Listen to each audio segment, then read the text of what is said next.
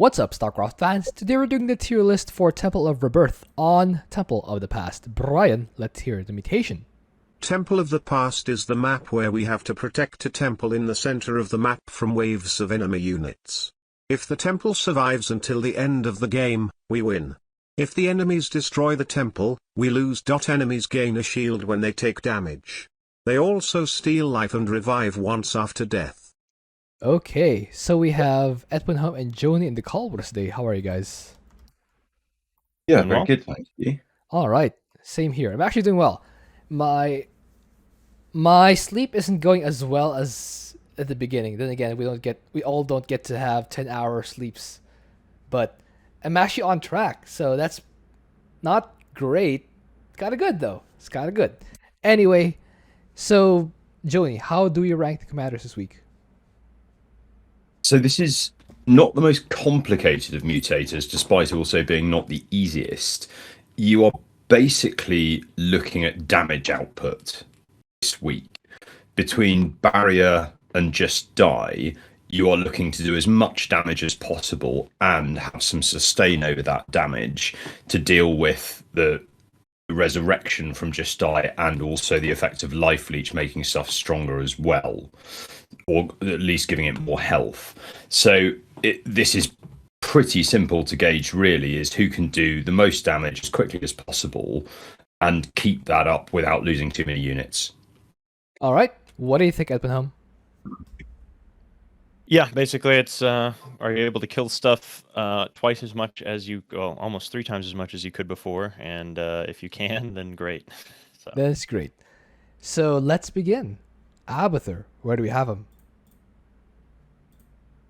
Once Abathur is up to speed, he puts out really, really significant damage output, and with fully powered up swarm hosts, particularly when you're playing P2, the locusts themselves have loads of sustain, and they also have really decent mobility, so that you can compensate for effectively anything that your ally's not mopping up.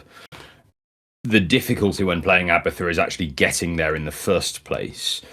Toxic nests lose a bit of utility this week because of just die, and therefore biomass farming becomes slightly more problematic than it normally does. I had Abathur in B tier this week because of that early game ramping problem. That's fair. What do you think, Edwin?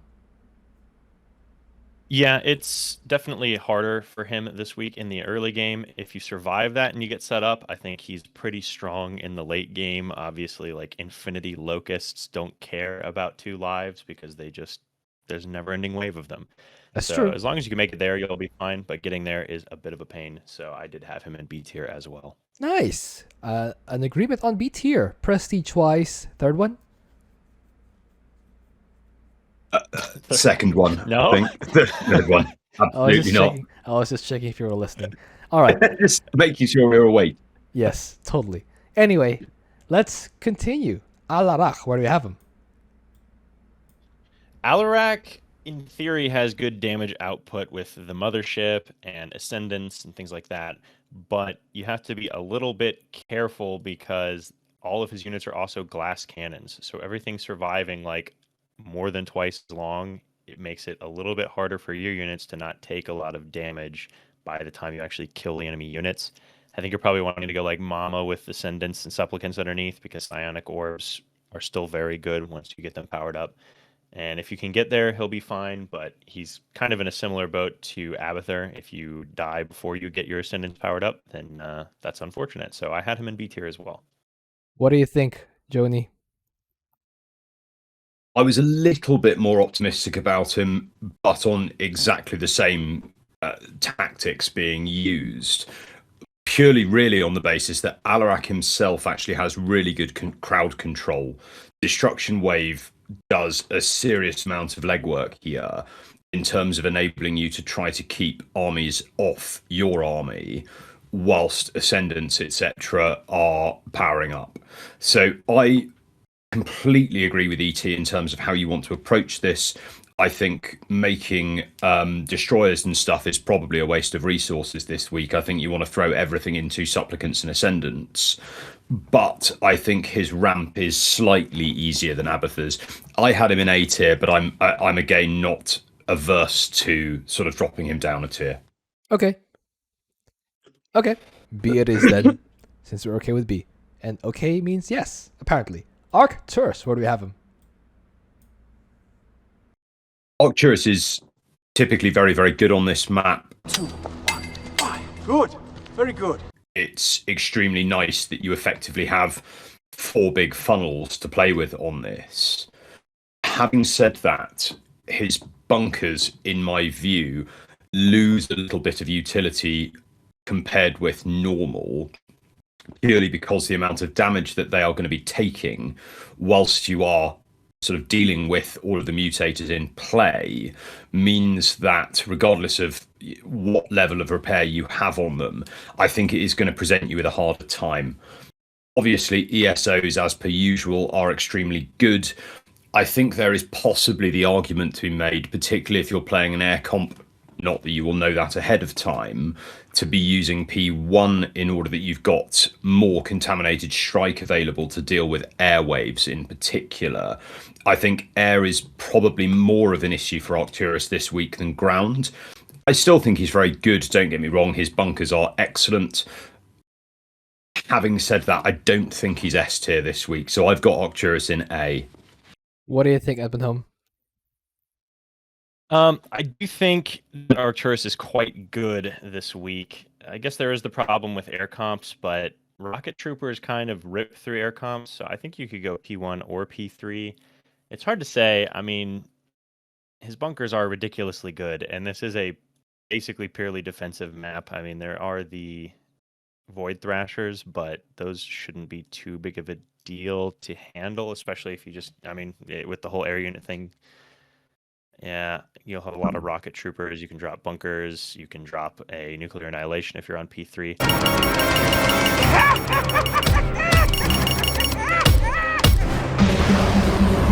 I had him in an S tier. I could definitely see him being in A, but I do think he's quite good this week either way. Are you convinced by S tier, Joni?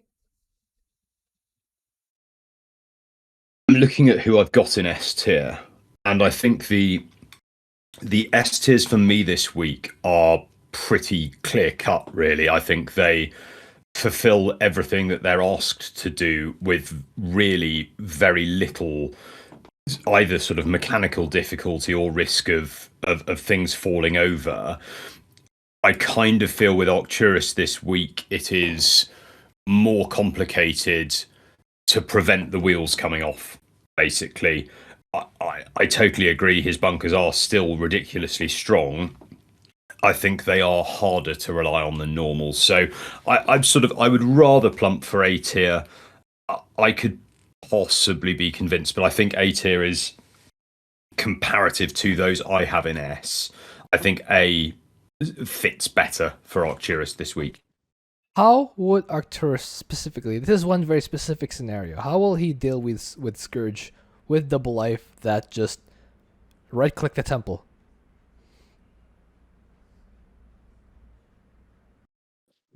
I mean, I think probably if you are playing against that comp, that's exactly the kind of situation where heavy use of contaminated strike and then, rocket troops in bunkers. I think for me, that use of contaminated strike in the main is actually really to break up the density of attack waves. Yes, there's the issue with multiple Scourge getting through, particularly after Just Die. Having said that, I suspect the temple can absorb a reasonable amount of that damage. Health is a resource. That's a perfect way to go about things. Alright, that's fair. So Arcturus does land in A tier. Artanis, where do we have him? Oh, prestige twice. Third one or first one? For yeah, Arcturus? I think so. Okay, Artanis.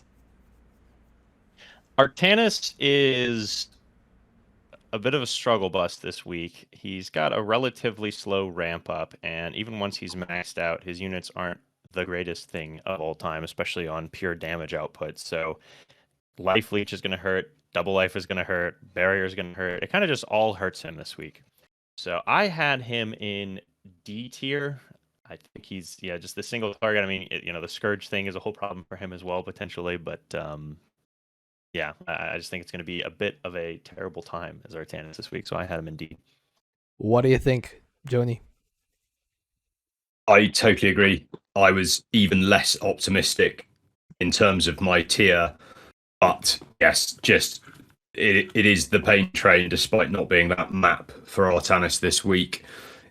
He's just going to really struggle to ramp. I think playing P3 provides you with a little bit of respite in terms of space archons. So I think, even though we're not necessarily recommending prestiges at this level, I think P3 probably is the way to go. With all of that being said, I actually had him in E tier. I think he is one of the weakest commanders this week. What do you think about E tier, Epenholm? Yeah, I'm not opposed. All right, looks like we're dropping Artanis to E tier. Very sad. Dehaka, where do we have him? Opposite end of the spectrum, in my view. Dehaka is extremely strong. His pack leaders are simply so tanky when you're playing P2 that actually dealing with 2 attack waves basically at the same time, or 2 attack waves in one, is just not a problem for him whatsoever. There is absolutely the argument to be made that primal hosts will give you a bit more mileage in defense than creeper hosts due to the fact that the locusts actually hang around rather than exploding.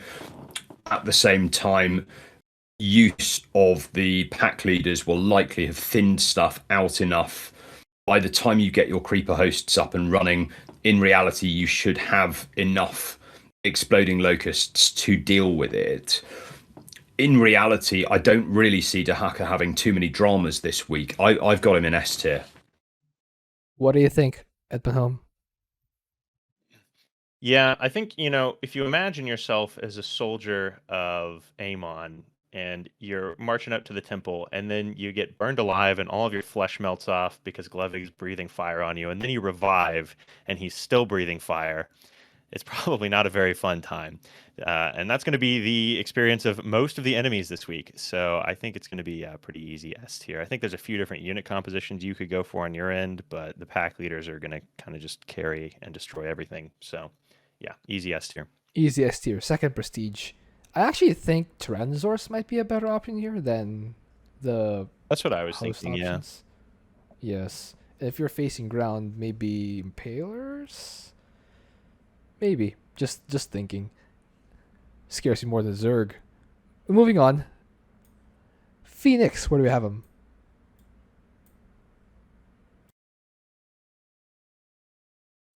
I agree. Phoenix is Phoenix is a little bit tougher this week than Dehaka for sure. There's so many units and so much firepower and the life leech that if you're just going P2 with your champions, it's going to be hard to actually chunk through all of the damage you need to chunk through. Obviously, Caldalis does well with that, but once he dies, by the time he's getting back in, it's a little bit tough, especially because this map, unless you can rely on your ally, you can't. You're going to have multiple sides you're having to deal with at least a couple times. And so P2, I really don't think is going to be a very fun time for that. But then that's by far his strongest prestige. So then maybe it's still worth going P2. But yeah, I don't know. I had him in B tier because I think he'll do decent work, but you're definitely not completely soloing the game like an S tier or something like that. So I had him in B. What do you think, Joni? So I was much more optimistic about Phoenix this week, which is unusual for me. But I think P2, it is basically designed specifically to put damage out. Emotional damage! And the manner in which you can replace shells pretty easily means that even if you end up fighting basically all the way back down a lane on the back foot whilst you're replacing Caldalis in particular when he falls over, you still shouldn't really end up with too many dramas in terms of putting out the damage required. Really, at very little cost. There isn't that element of running out of resource that we might see with some commanders. So I was pretty optimistic about Fenix, actually. I had him in S to A tier, actually. I felt that his damage output and the manner in which he delivers it, i.e., quite fast, means that actually he should have a pretty good time this week. What does he do about air? So Mojo's pretty good anti-air. He's got Kalarian as well, who once he's online does deal significant damage. I think if you end up playing against a really, really heavy air comp, then in reality that's the point at which you may want to dedicate more of your shell farm into carriers and just bring them into the mix. Are you convinced about S to A, Evan? Not really. I don't know. I think you're discounting a little bit the multi-prong aspects you're having to deal with. And if it's air and it's multi-prong, I don't know. I just and yeah, if your shells are getting involved in the fight, that's a bad sign usually. So yeah, I don't disagree with that side I think at he's all. definitely like, I look at A, what we have in A right now with Arcturus, and I'm like, I would a bajillion times rather be Arcturus than Fenix this week, I think. Yeah, I don't disagree with that statement. And I'm sort of weighing it up in my head now as to whether I'd rather be Alarak as well, actually. And I think I probably would. Yeah, I suspect that probably for someone who's really good at playing Fenix P2, particularly using the suits to put out in particular really heavy air damage and also utilize real mobility when it's required, someone who plays Fenix P2 really slickly, I suspect, would probably have a good time.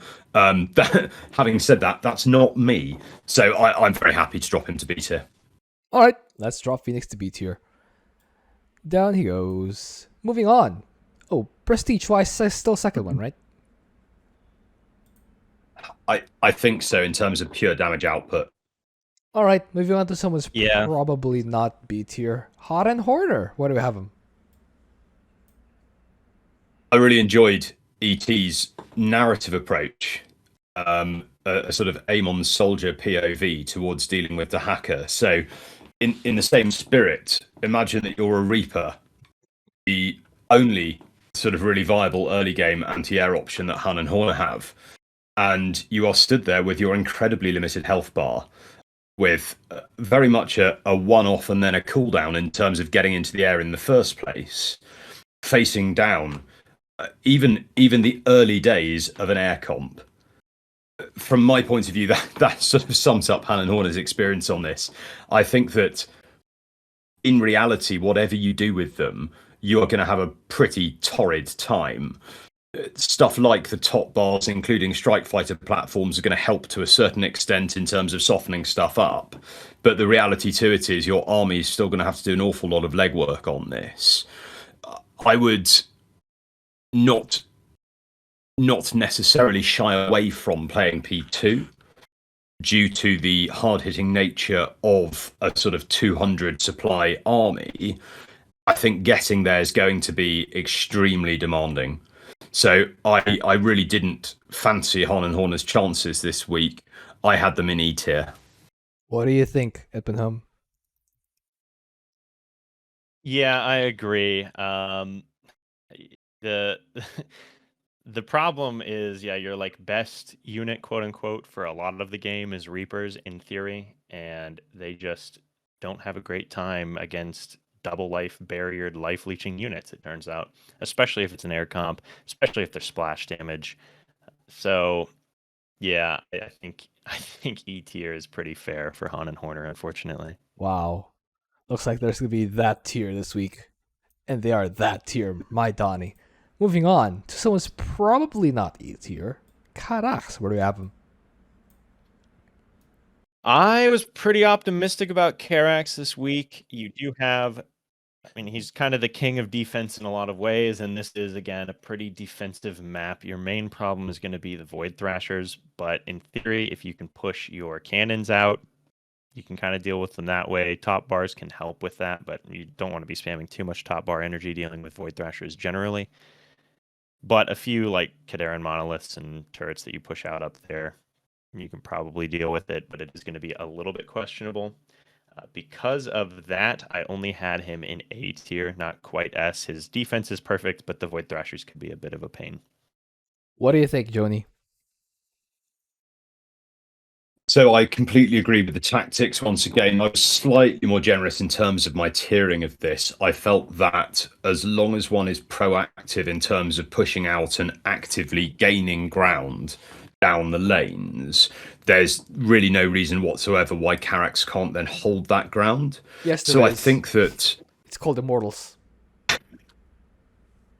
So there are immortals, but then Karax does also have his top bar. And I think that if one plays P1 in order to really buff his static, then actually in reality this week, there is not a massive amount of work being asked of the top bar. So hence why I don't really see the requirement to play P3. I think I would rather have tools like Chrono Wave, you know, the sort of emergency get out, and then the additionally buffed static in order to kind of deal with stuff. You know, if you need to orbital strike down a few immortals in order to get them off the field, I think you'll still have enough top bar energy for that. But I do think that if one is proactive at putting down static in the right places, particularly in the early game, like getting yourself out on the map is not very difficult on this map at all. So I had Karax in S tier on this. I do think that once he's established, he plays very well. Are you convinced, Edmund? I kind of rate him pretty similarly to Minsk. You know, I think he's quite similar, except Minsk is probably a little bit better at pushing out than he is, because your cannons can't move and his bunkers can't unload. So I think I'd probably stick with A tier. What do you think, Johnny? Do you have a defense for Karax? Not really. My defense is pretty static in this instance. No, I think I'd probably already made the point. Really, I think personally, I think pushing out with the top bar is easy enough. There is really not a lot of pushing out to be done on this map. But I mean, look, you know, I absolutely agree that he plays very similarly to Menks on this. So it's going to boil down to who are you more comfortable playing. So I'm fine with A tier. Okay. It's not unanimous, therefore it's not S. Therefore, remove Karax down to A tier. Prestige-wise, you want to go for the first one here? That would be my inclination, yes. Okay. Yeah, probably. I guess it's not bad. I would also recommend, if you're going up against an immortal comp, if you're going up against Towering Walkers or Disruptive Artillery, I should recommend that you get Energizers with Mind Control, because you can totally use the Spear of Voodoo to destroy the Immortals, but you can also steal the Immortals. So you have Immortals of your own! Ha ha ha! What do you say to that? They don't have lifesteal, and they only have one life. But still, Immortals of your own. Anyway, moving on. Kerrigan, where do we have him? I thought you were gonna recommend the old F10Q at that point, but no.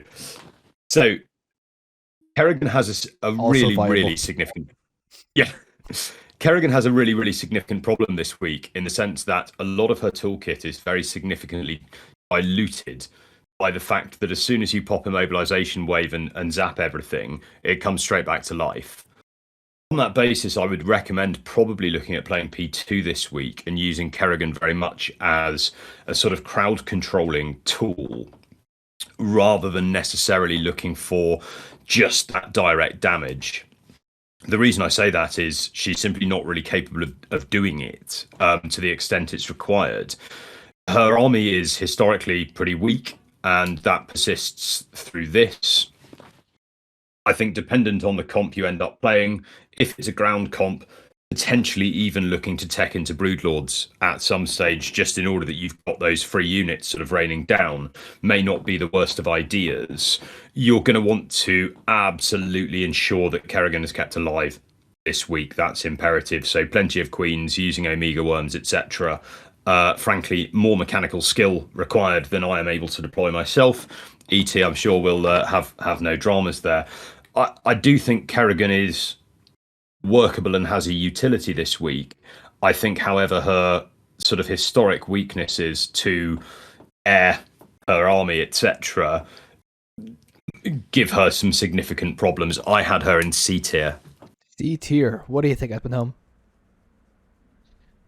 Yeah, it's a tough one as Kerrigan. I think if you can manage to get maxed out on like Broodlords or Mutalisks or something like that, you might do okay, but getting there is going to be a bit of a pain. I do agree with probably going P2 here. The one, like, her main nice thing is you can just get like several Omega worms and spam those out so that they buy you some time if you're having to deal with 2 waves at once, which does often happen. So they're a good time save or a buyer of time there. Beyond that, I actually thought she was going to have a worse time this week than Johnny did. I had her in D tier. Oh my Donnie. I was actually about to ask how you guys, if you're going for Mutalisks, how you guys would deal with reviving science vessels or storms. Because, and the hybrid dominators, because those will shred Mutalisks. Reviving Vipers will incinerate, vaporize, obliterate Mutalisks. So yes, that's not exactly helpful. So what do you think about B tier, Jody? Yeah, I'm not averse to it at all. She's just going to have a tough time, and I think the reality to it is if you take Kerrigan away and were just to play with her army, she'd be weaker than anyone in E tier. So how much benefit does the hero unit add this week? The answer is less than normal. Specifically due to a mobilization wave only doing effectively half of what one would hope it would normally do. So, yeah, I'm very happy with D tier. Okay.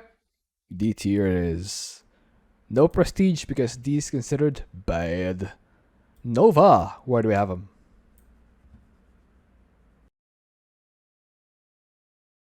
Nova is pretty good defensively with Liberators and Ravens and Nova herself.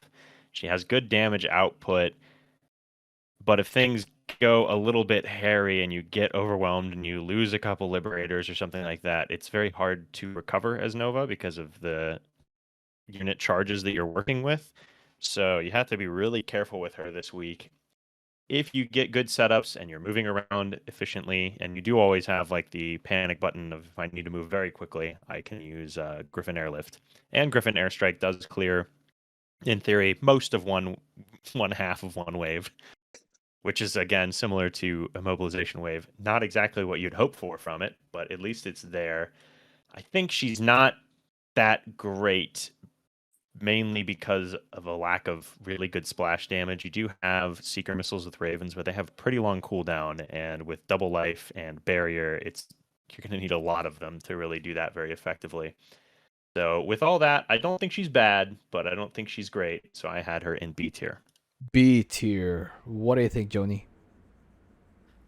Yeah, I totally agree with the aforementioned statement of I don't think she's bad, but I don't think she's great. I think that she almost ends up victim to a bit of an air comp dependency this week, in the sense that if you end up playing against Scourge or something like that, you are going to be having to leverage Griffin airstrikes so heavily, and even then, if stuff starts slipping through the cracks, affecting your libs in particular, you are just going to be in a world of pain that's going to spiral out of control pretty much instantaneously. So I think there are some comp dependencies for Nova, which she doesn't necessarily normally encounter, on top of everything that ET's already mentioned.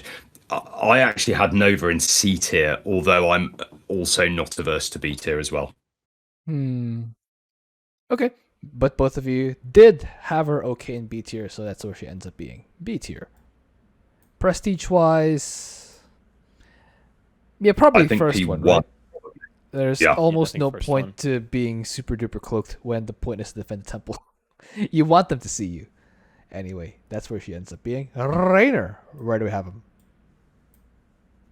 So Raynor, another one that I wasn't massively optimistic about this week. He does have, I think, a slightly more interesting toolkit to play with than let's just say the commanders that he is typically lumped in with. I think his sort of bunker siege tank style defensive play is actually pretty good. And also, because of his Marines, he does have the ability to push out on the map to a certain extent to actually establish those fortified positions. You then throw usage of spider mines into the mix in order to effectively camp waves as they spawn. And you are thinning stuff out like relatively effectively. I think that with all of that being said, you are probably going to want to play P3 specifically in order to bring down the cooldown on your top bars, because they are still going to be extremely useful. They do output massive damage, and the Hyperion in particular is at least like slightly tanky. For all of that, he is still not great, and there is an awful lot going on, and he is difficult to play. I had him in sort of C to D tier. I don't think he's going to have quite such a torrid time as the E tier commanders, but I also don't think it's going to be easy. What do you think, Edpenham? Yeah, with Raynor, you do have bunkers, which is nice, but that's kind of where the niceness ends. Spider mines, if you're against a ground comp, are decent, but again, it's the double life thing. You know, you clear out the first half with spider mines, and then you're left with his just incredible bio units. But you also have siege tanks, so there is that. So I had him in C tier. I do think he's like, I'd probably rather be him than Kerrigan even, and so but definitely not quite B tier. But I think he'll do okay. So C. Yeah. C Yeah, tier. yeah, happy with C. All right, that's where it ends up being. Prestige wise, we'll recommend Prestige for Raynor. Third one. Maybe. I think you might just want to go like P0 because you're going like yeah, potentially 0. Bio, tank, Okay. vulture. If you're up against air, then I guess you're going Vikings. You with bunkers underneath. If you're up against air, you're kind of just screwed. But yeah, sure, Vikings. Yeah, go Vikings. Go Vikings. Sure, you're screwed. Stat boy, where do we have him? Stetmann is quite strong this week. He has Green Zone, which helps, it's kind of like a reverse life steal that he has there, which is nice. The life share. Niceness, you do have decent unit comps. Infestors are great for just infinity units, a la, like Abathur's swarm hosts. So I think he's quite good. I don't think he's quite S tier, so I had him in A. Had him in A. What do you think, Joni?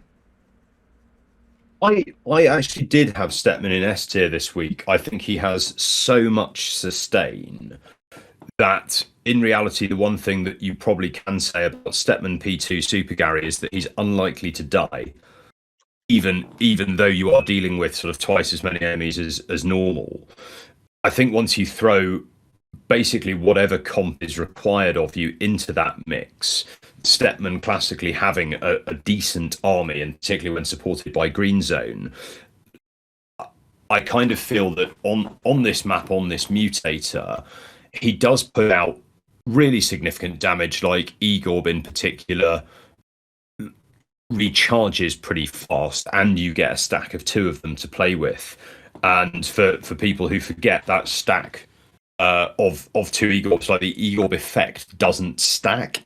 So as long as you're modest in terms of how frequently you use it, I think Super Gary's Egorb very effective.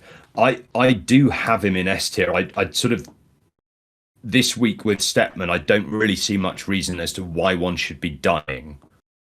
Is kind of how I've looked at it. Skill issue. What do you think, Edpenham? I don't know. His army is fairly good. It's fairly survivable. Yeah, I'm fine with S tier. Okay, S tier it is then. Prestige wise, second prestige. Yes. All right. Stukov, where do we have him? So Stukov is an interesting one because although I suspect that the P3 standard remains of being able to Does it? simply sort of say again, sorry. Does it though? Well, no. This is what I was coming to in my roundabout way, that although the P3 standard remains in terms of one would, when fully charged up and online, one would assume that Stukov probably can outmass Amon. I suspect that actually getting there this week is probably impossible. Certainly it was for me, although that's not saying much.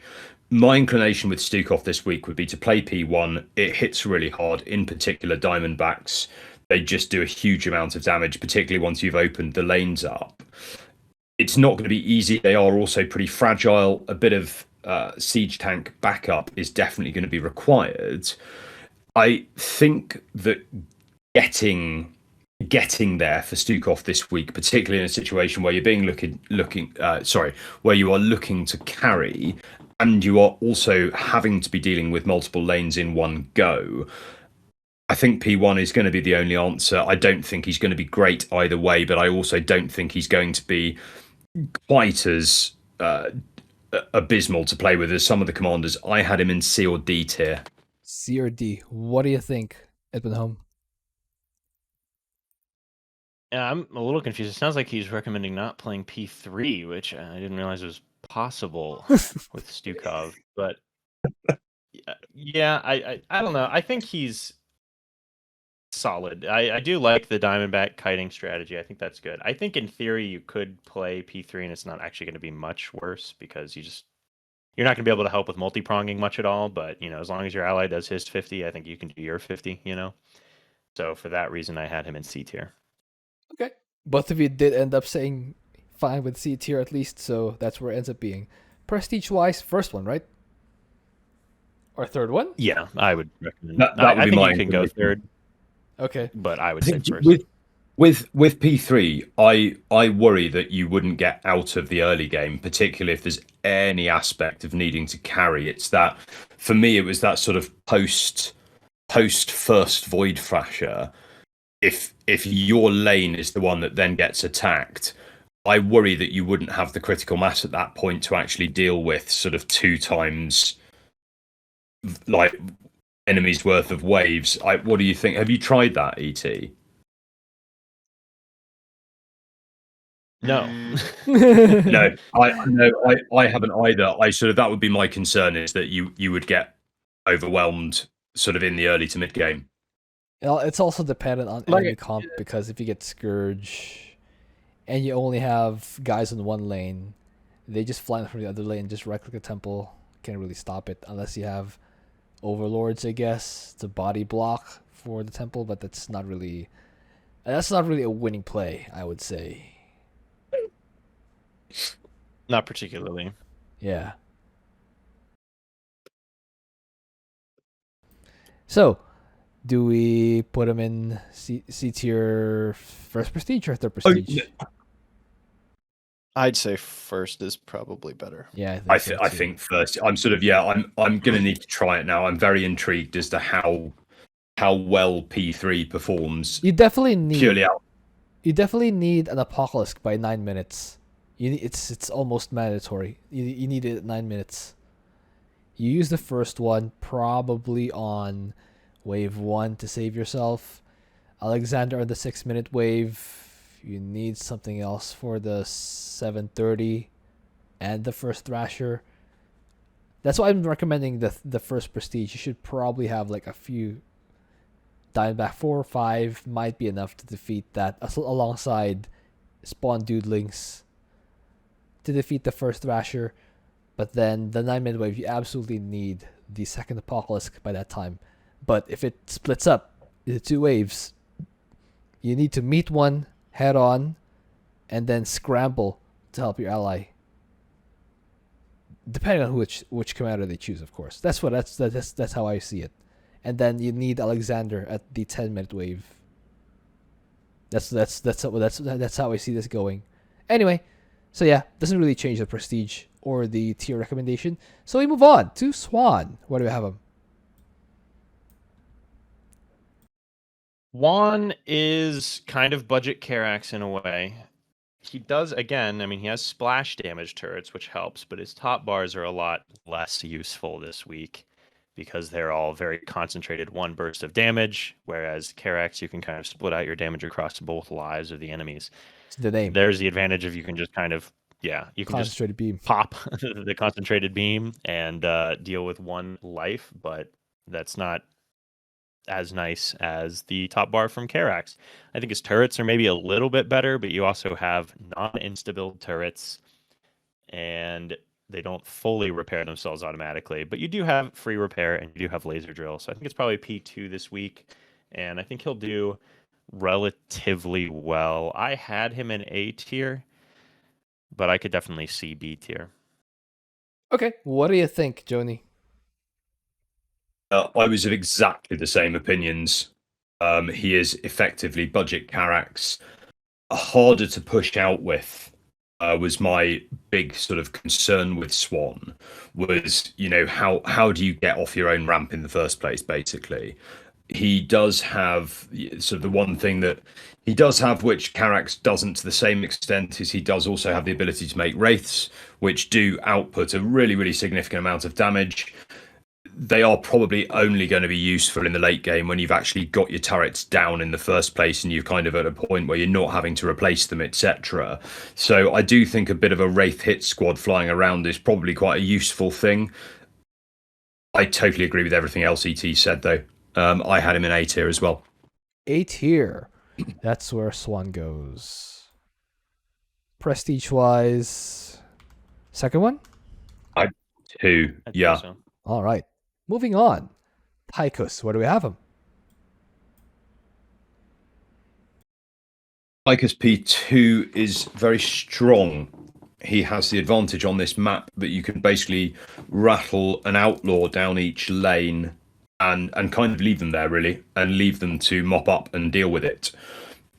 This week, you are possibly not going to be able to get away with being quite that lazy. I suspect that you may well end up having to swap outlaws around a little bit in order to ensure that you've got enough of their sort of individual specialties ready to deal with what is effectively sort of two waves in one. He does, however, deal with it very well. His specialty is basically outputting damage and face tanking incoming damage. So I don't think it's going to be as straightforward as usual. Appreciating it's a mutator, so that's kind of blindingly obvious. But I do still think he's going to have a pretty good time and basically play relatively normally. I had Tychus in S tier. What do you think, Ebenholm? Yeah, I mean, it's 4 lanes and you actually get 5 mercenaries. So surely that makes you S tier, right? So yeah, I had him in S. All right, both of you had him in S tier. Let's put Tychus in S tier. I should note that my opinion doesn't count here. This is not my opinion. I think differently, but obviously it's not my opinion. Moving on. Prestige-wise, second one, right? Yeah. All right. Yeah. Moving on. Vorazun, where do we have him? Vorazun is not great Not a great plan. this week, in my opinion. You generally rely on Shadow Guard with their Shadow Fury ability, but again, that's not going to go as far as it normally would. And unlike some other commanders where they have things to fall back on, the main thing Vorazun has to fall back on is dying. So I had her in D tier. D tier. What do you think, Joni?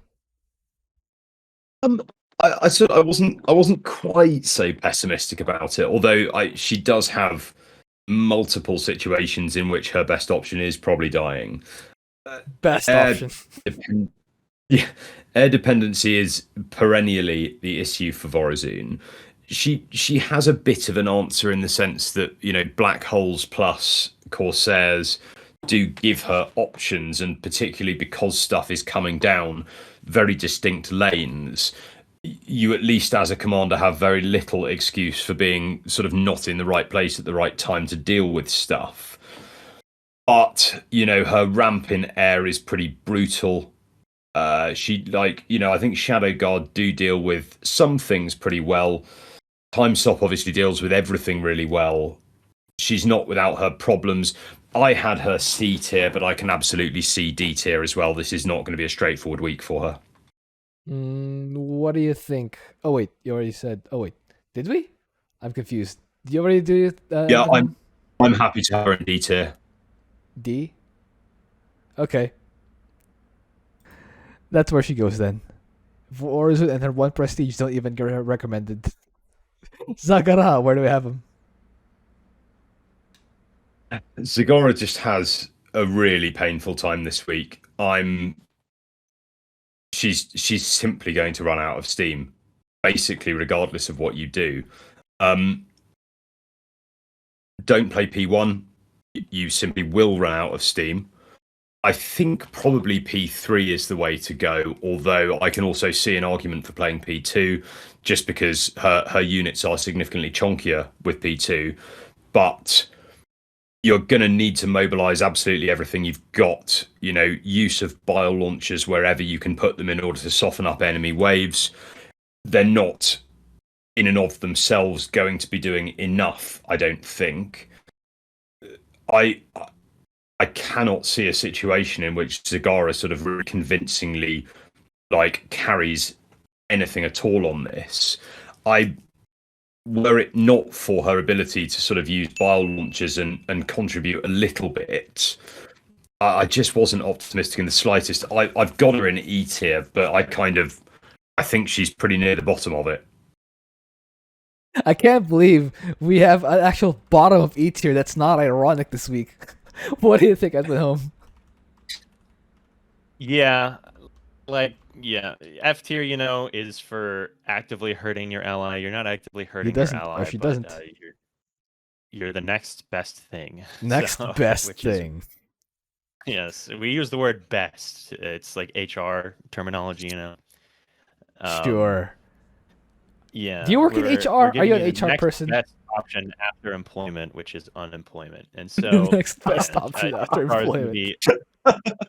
Largely gonna be unemployed this week, I think, is Zagara. Yeah, I had her in E tier as well. Actually, the next best option to unemployed is underemployed, which is what a lot of Filipinos face. They graduated with a degree in something, and then they work in something that's totally not related. A common thing in my country. Not sure in yours, but that's what Zagara ends up being. Underemployed! E tier. No prestige recommendations because that's considered bad. Zeratul, where do we have him? Zeratul has cannons, which are nice, and he has Zeratul himself, which is nice, and his top bars are all pretty good. Killing drones twice isn't too difficult, so you have that.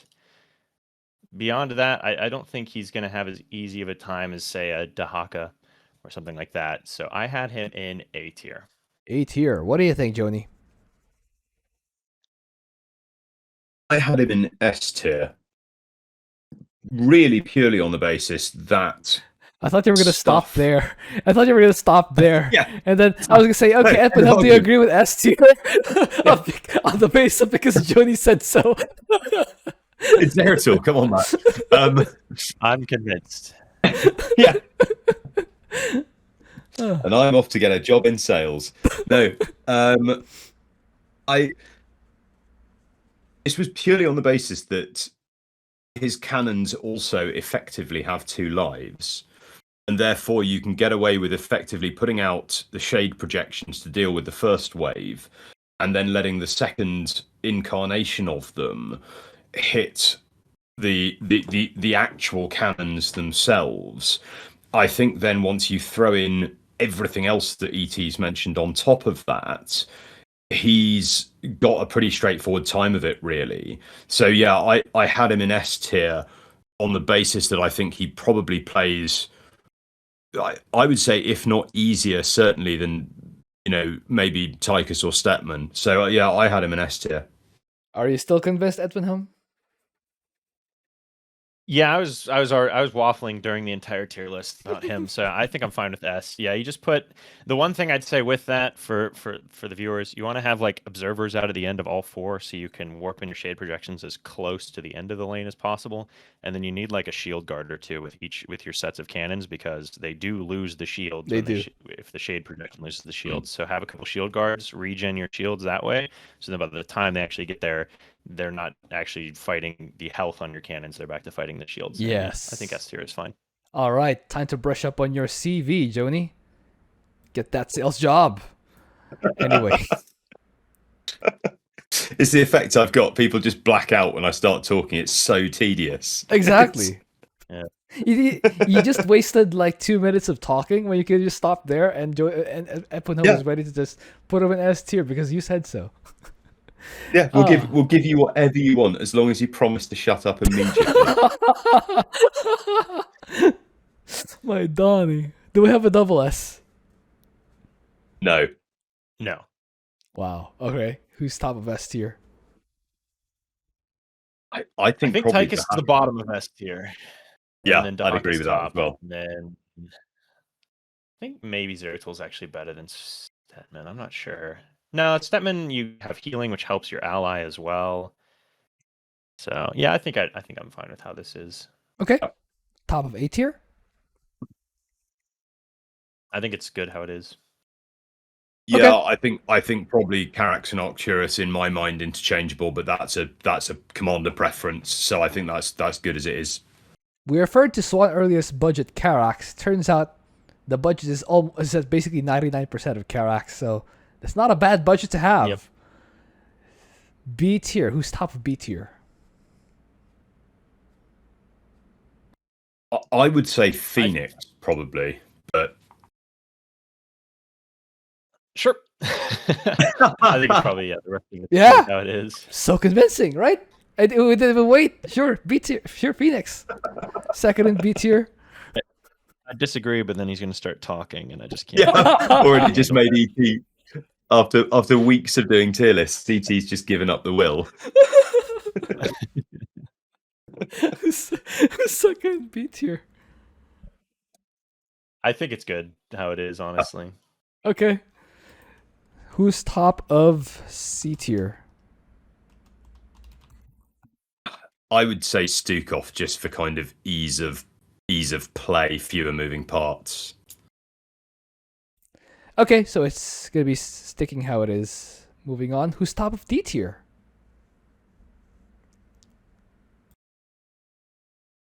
I think Okay. I'd rather be Kerrigan. You'd rather be Kerrigan? Okay. Yeah. I'd rather be CTG, but okay, Kerrigan's also pretty fine. Yeah. She does have those beautiful dreadlocks. And who doesn't want to come She's when blonder than I am. she's blonder than I am, Yeah. too. Yeah. She also comes with free stilettos. Apparently. Anyway, That's true. moving on to an I think E tier is good as it is. Yeah. Moving on to a discussion that I didn't think we'd have unironically. Who's top of E tier? Yeah, no, I think E tier is. I think it's good. Never mind. Yeah, We are still not having. Zagara is firmly- We're still not having an ironic discussion about who's better than who in E tier. Okay, now that we have only 7 commanders above B tier, do we have combinations of B tier and below, who together would be stronger than Tychus on his own? Basically, how do we get it? How do we build an S tier out of the B and below guys? I think basically any two in B really. Any two would in be. B. Yeah, How I was about- going to suggest that anyone and Raynor. Raynor's pretty much the only one below A tier that's actually got pretty solid defense. Yeah, Raynor, I am anyone in very- B, and then I think any two pairings in B. I am a professional at clicking the mute button when I'm about to sneeze. My Donnie. How about Artanis and Zagara together? Individually, they're E tier, but when combined, They're F tier. They are this unknown combination that works on just die and polarity. Take note. This combination works with just time polarity. Do they not work here also?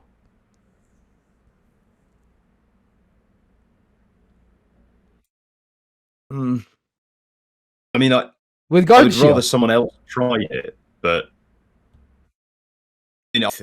I suppose it boils down to you can make any combination work if you try hard enough. But I sort of think that, I mean, ultimately with Zagara on this map, you are going to run out of steam at some point, and when you do, your ally's going to have to mop up after you. That And point, I think, so that point's gonna come a lot later when you have Garden Shell extending the life of every single Zergling, and every single Hunter Killer, and every single Aberration.